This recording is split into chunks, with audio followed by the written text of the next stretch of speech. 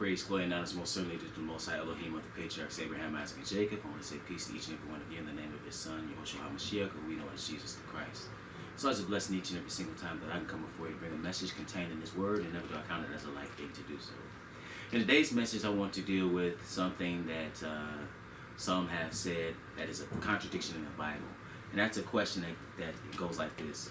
How did Adam die in that very day if he lived 930 years? Well, and you know, this question is proposed as if that's an obvious contradiction. Well, you know, oftentimes when we look at the Bible, usually the problem, almost always the problem lies with us, okay? The word is true, but sometimes we don't have enough understanding, or we have even a mistranslation of something, and or misinterpretation. So let's look and see what this individual is referring to. This is Genesis 2 and verse 15. And it reads, "And the Lord God took the man and put him into the garden of Eden to dress it and to keep it. And the Lord God commanded the man, saying, Of every tree of the garden thou mayest freely eat, but of the tree of the knowledge of good and evil thou shalt not eat of it, for in the day that thou eatest thereof thou shalt surely die." And the Lord, so now that right there, He's telling you, if you eat of this tree, you're going to die in that day. Well, let's see. We know that this took place in Genesis 3 and verse 8. It says, "And they heard the voice of the Lord God walking in the garden in the cool of the day, and Adam and his wife hid themselves from the presence of the Lord God amongst the trees of the garden. And the Lord God called unto Adam and said unto him, Where art thou? And he said, I heard thy voice in the garden, and I was afraid, because I was naked, and I hid myself. And he said, Who told thee that thou wast naked? Hast thou eaten of the tree whereof I commanded thee that thou shouldest not eat? And the man said," now notice, he didn't say he didn't do it, "The woman whom thou gavest to be with me, she gave me of the tree, and I did eat." Okay, so he ate it, right? And then death came into the world. But how long did Adam actually live? Because it seems like a contradiction. He told him in that very day, "Then when you eat, thou shalt surely die." Genesis 5, we see how long Adam lived. Genesis 5 and verse 1 reads, "This is the book of the generations of Adam. In the day that God created man, in the likeness of God made he him, male and female created he them, and blessed them, and called their name Adam in the day when they were created. And Adam lived in 130 years and begat a son in his own likeness, after his image, and called his name Seth." So wait a minute. So he's saying, hey, listen, he lived, but he had a child, and he was over 100 years old. So he didn't die in that day. So this, again, this people's like, they say this is a contradiction. This is how this question is presented. Then it goes on to say, "And the days of Adam after he had begotten Seth were 800 years, and he begat sons and daughters." Verse 5, "And all the days that Adam lived were 930 years, and he died." So how is it that he lived to be 930 years if it was said that he would die in that very day? Well, the answer is simple. This is something you must understand. How long is a day to an eternal being? Okay? The days to us and time to us is not the same to, again, the Most High. So let's go to Psalms, the 90th chapter. The 90th division of Psalms tells us how long a day is to the Lord. Psalm 90, and we'll pick it up right at the beginning of this psalm. Psalm 90 and verse 1. Now, this psalm in particular deals with this, the prayer of Moses, or Moshe, the man of Elohim. And it says, "Lord," or Yahuwah, "thou hast been our dwelling place in all generations.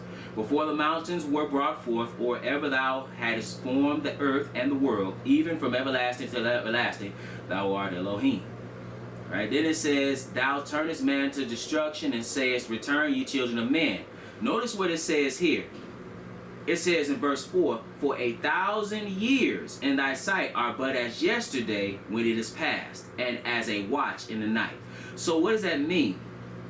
He's clearly saying a day to the Lord is not 24 hours. A day to the Lord is 1,000 years. Let's see someplace else that this is reiterated. 2 Peter. 2 Peter also speaks to this when it comes to the Lord. It says in 2 Peter 3 and 8, it says very clearly, "But beloved, be not ignorant of this one thing, that one day is with the Lord as 1,000 years, and 1,000 years as one day." So the question is, did he die in that very day? Well, if a day is 1,000 years, then he certainly died in that very day, because how long did he live? again, it says in Genesis 5, in verse 5, and all the days that Adam lived were 930 years, and he died. So he died within that very day. Methuselah, the longest living man on record, you keep reading this lineage, or this genealogy, it says in verse 27, Genesis 5 and 27, and all the days of Methuselah were 969 years, and he died. So wait a minute. You have one man, Adam, who he told directly you would die in that very day. He dies at 930 years, and the day of the Lord is 1,000 years. Then Methuselah lives longer than Adam. He lives 969 years, but guess what? He doesn't make it out of that day. So what does that mean? That means what it says is true. He didn't make it out of that day, and as a matter of fact, man's lifespan it was decreased as well. Now some would say, well, it isn't even feasible that a man could live 900 years. Well, first and foremost, before sin came into the world, man would have been gone from being flesh and blood, from the dirt, to being Elohim. Okay, I can show you that. I've shown that in a number of lessons, but nevertheless, if you think about it now, we have plant life and animal life that live hundreds of years in the state that the earth is in right now.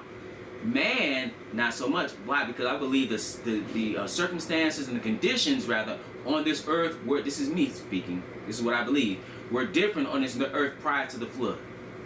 Okay? And we know what the Lord did. He made this statement that he was going to cut the lifespan down of man. This is Genesis 6 and 1. It says, and it came to pass, when man began to multiply on the face of the earth, and daughters were born unto them, that the sons of God, so the daughters of men, that they were fair, and they took them wives of all which they chose. These are not angels, sons of God, sleeping with men. These are men who are righteous sleeping with unrighteous women. Because you had, if you go into the genealogy with Seth, that is the reestablishment of the righteous lineage or righteous seed after Abel was killed by his brother Cain. So what you have is you have the unrighteous and the righteous. Okay? And the lineage, if you go in the New Testament, the genealogies, you find that it goes through this righteous line leading all the way up to Yahushua or Jesus. So it says in verse 3, and the Lord said, my spirit shall not always strive with man, for that he also is flesh, yet his days shall be 120 years. So what did he do? He's telling you he cut man's lifespan down. Okay, you can see another instance where it's cut down even further. But then notice after this, what comes next? The flood. That's why I say that the conditions of the earth changed after the flood, perhaps oxygen levels. But the conditions changed so long it was no longer conducive for man to live to the long period he did. When the Lord returns and establishes his kingdom, man's lifespan will increase, and ultimately, after that 1,000-year millennial reign of Christ, man will ultimately, there will be no more flesh and blood. He will be what he was made to be, which is Elohim. As it is written, ye are Elohim, children of the Most High Elohim. He made you to be eternal. But sin was what stopped that transition immediately. But we see a picture of it with Enoch. But nevertheless, so hopefully that question was answered. Again, the question was, how did Adam die in the very day if he lived 930 years?